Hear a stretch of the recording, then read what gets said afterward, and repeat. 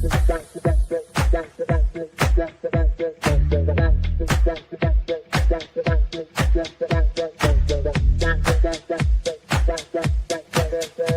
Connections Radio presents. This episode of Thinking into Results is brought to you by Classy Communications PR and Advertising. Classy Communications provides public relations and marketing solutions for businesses, professionals, and nonprofit organizations. They can deliver the true meaning of your business with press releases, social media marketing, web development, email marketing, book publishing, and much more. Wherever your potential clients are, they can help you connect with them. Visit classycommunications.net to learn more about their suite of services that can help your business stand out from the rest. Classy Communications is your solution for business success. I guess you can be very successful without one, and probably some people do. But I would not have accomplished anywhere near what I have accomplished without a mentor. I have had a number of mentors, and my whole life has changed dramatically. I went from going nowhere to having a business that operates all over the world. If you want to win in a big way, you want to get a mentor. It's almost like getting a direct pipeline from their mind to your mind, where you're gaining all their wisdom, all their experience, and all the studying that they've done over a number of years. And like that, you get it all in a short period of time. Are mentors important? Well, I'm going to tell you, mentors literally changed the course of my life. Let's take a look at what thinking into results is and what it could do for you, how it came about. You see, my life had changed dramatically. I went from earning nothing to earning over $1 million a year. And I was sitting one day and I was thinking, how did all this happen? Do you know, I was reading Think and Grow Rich. I was studying Earl Nightingale's material. But a lot of people have read those books and studied Earl's material. And they weren't accomplishing what I was accomplishing. So I had to ask myself, what am I doing so different? You see, I had been raised to believe if you're going to earn a lot of money, you've got to be really smart. I was earning over $1 million a year, and I didn't think I was that bright. I was also raised to believe if you don't go to school, you can't win. Well, I hadn't gone to school. I went to high school for about 2 months. I didn't have a good job. I owned the entire company. If you want to be happy, healthy, and prosperous, it's all here. Thinking into results is going to show you how to get it.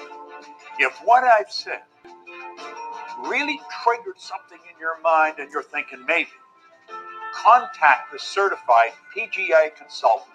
Hit the button, leave the information. Do yourself a favor.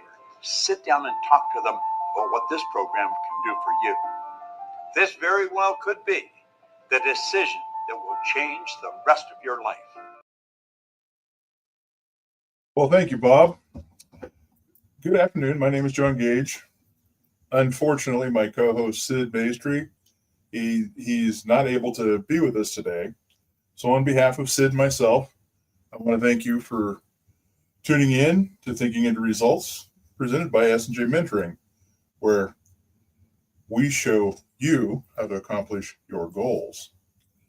And today we're discussing persistence. One of these days I'll learn how to speak. We're discussing persistence, face fuel. And we talked about faith last week and how it's really kind of the cornerstone of accomplishing your goals, because without faith, you don't learn how to believe. You don't know, and you can't change your subconscious so that it sees the reality of what you see, your vision, your dream, the things you want. And just kind of a recap, you have to be consistent. You have to constantly talk to yourself. You have to constantly make your mind and make the decision for your mind to accept what you're searching for. And today I kind of wanted to talk about some examples of that rather than just talk about what faith is and how it works and why persistence is necessary. We talked last week a little bit about Barnes, who wanted to become partners with Thomas Edison. And he was willing to take whatever menial job he wanted to do to become partners, because he saw that as accomplishing his goals. He showed up with no money, in rags, worked for 5 years sweeping floors, and the whole time, all he saw was getting closer to his goal. He didn't see himself as just another worker. The whole time, he saw himself as a partner. And there are all kinds of stories out there that talk about faith and persistence. Like R.U. Darby. R.U. Darby had discovered a gold vein in California, during the gold rush times, when everybody was running over there trying to make a quick buck. When $1 million is a lot of money, which it still is now, but it's not as much money as it was back then. And he found a gold vein. He was so adamant that this was going to produce and produce and produce that he borrowed money from friends, neighbors, relatives, got all the equipment he needed. It was producing. He started paying the loans back, started making a little money, and all of a sudden the vein just stopped. And he lost hope. He lost faith that this was going to produce. And instead of trying to figure out, okay, well, I'm sure that something's wrong or something different needs to be done, because we've talked about that too. You look at your goal's there. Sometimes the plan changes. And they just kind of lost all hope and sold the equipment to, a prospector that went, I'm going to have a geologist come out here and look at it. The geologist looked at it. He paid him a couple $100, and geologist said, "Oh yeah, it was just 3 feet over. If they would have just moved over 3 feet, they'd have hit the gold vein." And this prospector became a multimillionaire simply because he was persistent and moved forward. And another example of persistence is Henry Ford. The V8 engine, if you're my age, V8 engines were, you know what I mean, having a nice, powerful V8 in your car, like my truck. I got a nice big V8 in it, and I just love the sound of it. I love it when it starts, the way the motor just kind of rumbles and it vibrates the truck just a little bit. It feels good, feels manly. But we wouldn't have that if it wasn't for Henry Ford, because they were able to make 4 cylinders consistently. And he wanted a single casting for a V8. And his scientists were saying, we can't do it. And he's like, nope, I'll have it. It's done. Just keep at it. That's all you do. And that's all they did for 18 months was try to figure out how to make a V8 motor. And then one day, it just clicked, because they sat back and went, oh, that's what we need to do. And today we have V8s all over the world. V8 is a wonderful motor, and you see them everywhere. But if it wasn't for the persistence of Henry Ford, we wouldn't have that beautiful motor today. And I give all these as examples of people who have been successful. But I kind of want to talk a little bit about me and how having faith and being persistent about it has made me the happiest person on the planet. Because in 2019, I've been married for 30 years, and all of a sudden that ended abruptly. I mean, not just abruptly, it ended just like, and it was done. I didn't even know why. And I'm, I'm sure everybody involved had their reasons, and that's okay. But at the time, I was having a lot of medical issues. So I wasn't able to work, and I had to figure out how to live with a heart rate of 125 beats per minute all the time. And I had to get that solved first.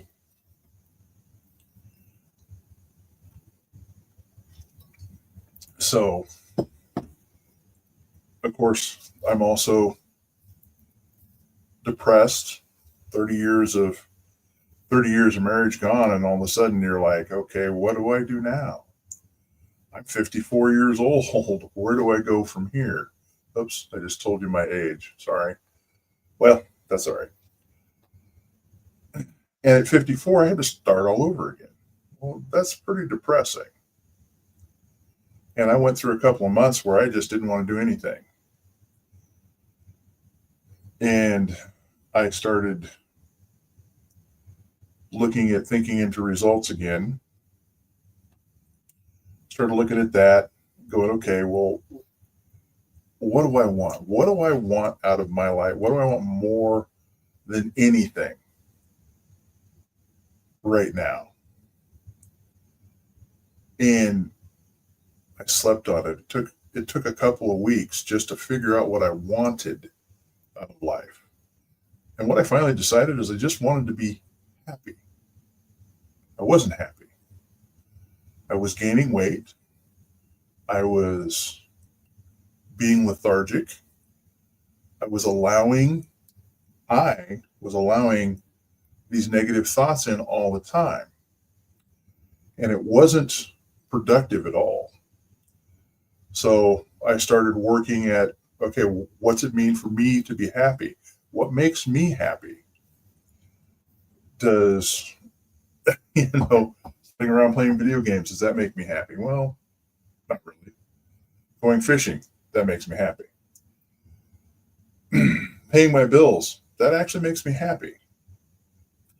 And I wasn't able to pay my bills there for a while. I finally found a job. I was making pretty good money and going along and still having to deal with the things that were going on with the divorce. I had a couple of car accidents on top of that. Right after that, I had 2 car accidents, and they damaged my shoulder. So I was seeing the doctor. I was going through a lot of medical issues. And while I'm working, I'm trying to take care of my mother, who lived with me and couldn't really do a whole lot for herself. So I have all these responsibilities that I'm trying to balance. And I just want to be happy. So I kept thinking, what makes me happy? Started listening to certain music. No, that doesn't make me happy. Finally found some music that actually made me happy. Started realizing I like working. That actually makes me happy. Then I discovered cigars. Cigars make me very happy. It's a very relaxing, social thing to do. So I started social interacting with people and realized that social interaction was making me happy.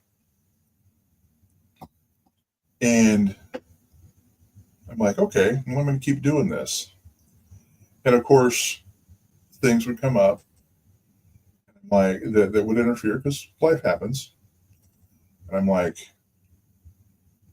you know what? I'm still going to go do that. So I was going out, hanging out with friends. I was, socializing. I was starting to get back into actually feeling good about myself. And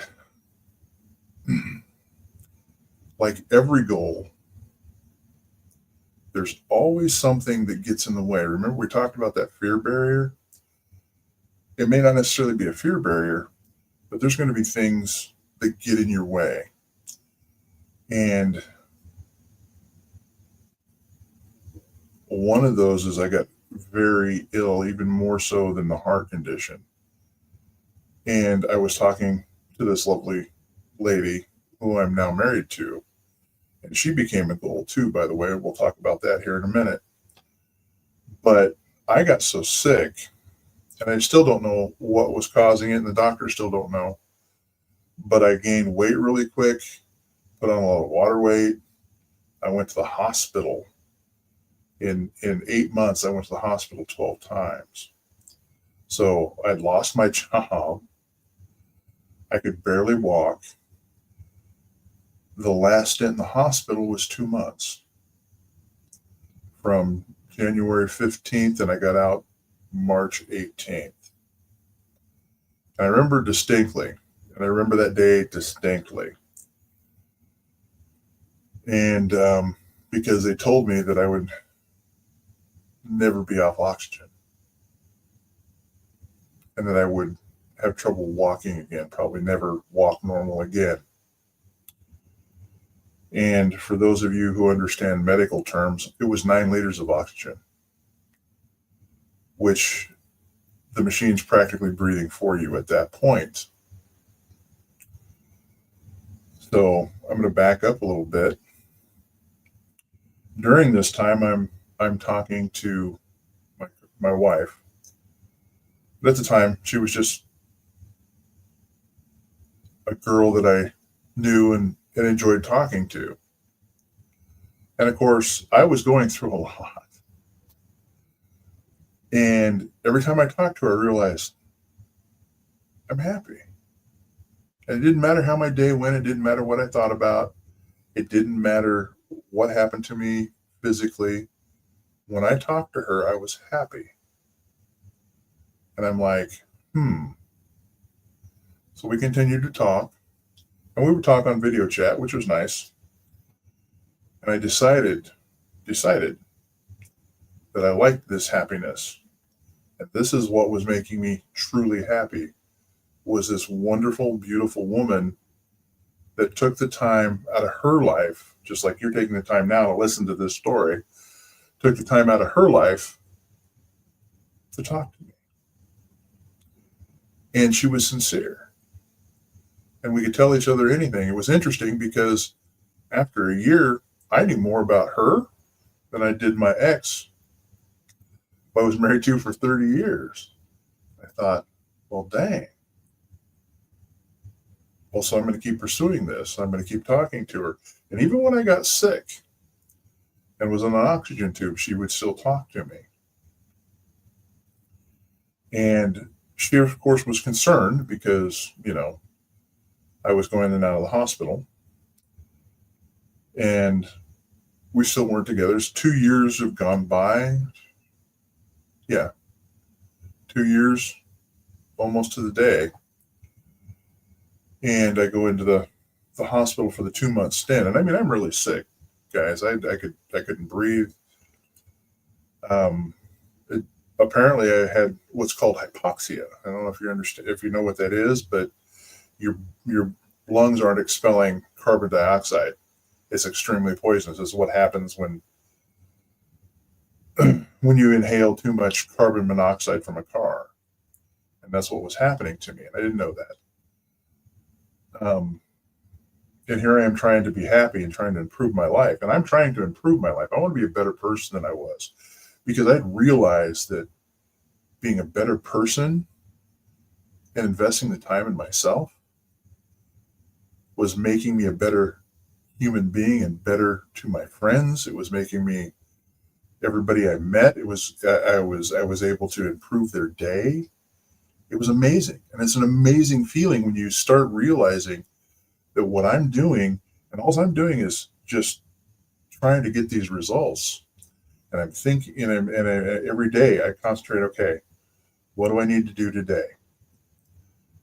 And I would pick up my card, I would read it. Oh, okay, that's what I'm doing today. And I would concentrate on being happy, even when I was in the hospital. Well, with the exception of the time that they had me in a coma. That wasn't any fun. Of course,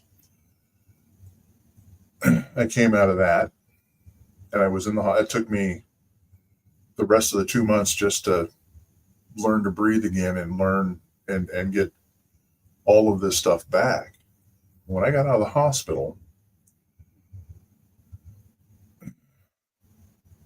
my lovely wife, who was just my friend at the time, said she was going to come out and see me.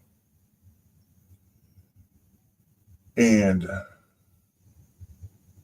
that moment was the biggest turning point in my life, because I was about to give up. I don't know that this is going to happen. I just want to be happy, so I'm going to have to figure out another way to be happy. But I had determined I wanted to be with her for the rest of my life, and was intentionally doing things to change who I was by my choice to be the man that she would be happy to have in her life. And I'm fortunate that this happened. But back to the story. She tells me she's coming out in a couple of months. I'm like, okay, well, I've got this stupid tube that's running from my nose, and I have to sleep with it. I have to wear it around my nose all day long. I can barely walk from the bedroom to the living room just to sit and watch TV. And I'm like, this is not acceptable. I started digging into Thinking and Results more. I started reading Think and Grow Rich, reading The Power of Positive Thinking, all of these books on thinking. And I decided, I had an appointment with the doctor a couple of weeks after I got out. He says, look, it looks like you're going to be on oxygen for the rest of your life. And I said, no, that is not going to happen. That's an unacceptable scenario. And my doctor looked at me and said, yeah, but dude, your condition it dictates specifically that this isn't going to happen. I'm like, it's not acceptable. So persistent kicks in, because at the moment I really don't believe that I'm not going to get off oxygen, but that's my goal now. So I start looking at videos on YouTube on how to breathe. I start researching on how to breathe and start doing breathing practices, which I still practice to this day. And within 3 weeks of starting practicing these, I was able to reduce my oxygen. In a month and a half, I was completely off the oxygen. And I still had a few more weeks before my wife, or then my friend at the time, was going to get here. And during this time, I'm driving Uber in Las Vegas. Okay, so I didn't gamble with anything but other people's lives at the time. But and that was a fun job. So it gave me a lot of time in between to listen to these books and take time to myself. And this is where persistent kicks in, because if you're not persistent and consistent with insisting on changing who you are to accomplish your goals, your dreams, the things that you want to happen to you, it's never going to happen. And if you stop 3 feet from the goal, that's the only time you fail. And I continued doing this. I was using a walker at the time and driving Uber. And by the time she arrived, I was still using the walker. And then she was going to go visit some friends for about a week. And during that time, I spent that week learning how to walk without the walker completely.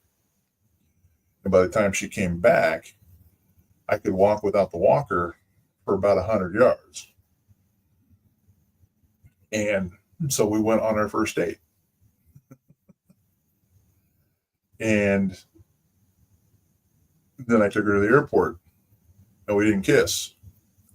I know that's another story in and of itself. But that one date, that effort that I put into that, allowed me to find the woman of my dreams, literally, and make me the happiest man on the planet. And everything started getting better, and all of a sudden we decided that we're going to become a couple. Well, I live in Las Vegas, she lives on the East Coast. So we decide to make a big move, and she lives on the Northeast Coast. So I have to move about 3,500 miles, and she has to move 1,000, because we settled on a location where we're at currently. And I'm starting to get a little nervous. I'm starting to go, okay, what happened? Is this the right thing? Is this going to work? It needs to work. The reason it needs to work is because it makes me happy.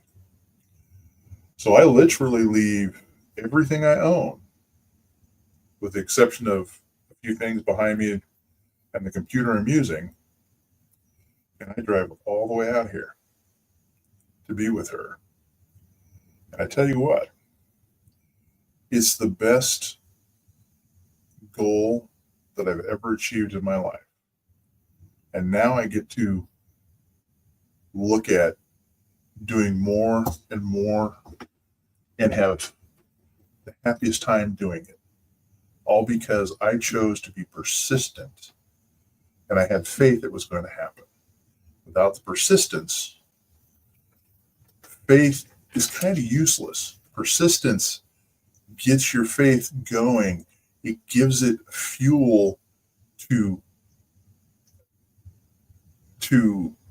cause their subconscious to go, oh, this is real. Your subconscious kicks in and goes, this has got to happen. How does that happen? And with the persistence to push forward always towards your goal, even if it's one little thing a day, you're moving forward. Your goal is getting closer. And the more you do that, the more faith you have it's going to happen, the more you believe it's going to happen, and the more things happen to cause it to happen. I know it's a lot of happenings, right? But it's the truth. And it took me 55 years to figure that out. But you know what? I'm glad I did, because now I can help you accomplish your dreams. I want to just thank everybody for sharing your time with me and allowing me to share this story. I know it was a bit personal, but I wanted everybody to understand that just because things get so bad and you hit rock bottom, when they say the only way to go is up, it's the truth. But it's up to you. You have to do it. And don't be afraid to ask for help along the way. My beautiful wife was helping me at the time. I would ask her, hey, I'm having trouble with this. Can you help me out with it? Sure, she would help me out with it. It was a wonderful, and it still is a wonderful relationship. So if you wish to learn more, please contact us at S&J Mentoring, and the website is www.sj-mentoring.com, www.sj-mentoring.com. Please go there, fill out the contact form. We'll be more than happy to have a conversation. We'll get back to you, and we can help you accomplish your goals. So please like and share, and be sure to join us next week. We're going to continue our 13-part series on the 13 steps to success. And next week, it's self-talk. Self-talk. Told you, I got to learn. Self-talk, auto-suggestion, your way to success. And remember, S&J Mentoring, we show you how to accomplish your dreams. Have a wonderful day, guys, and thank you for joining me. PR Connections Radio thanks you for watching this podcast. Check out more episodes of this show and our others at prconnectionsradio.com.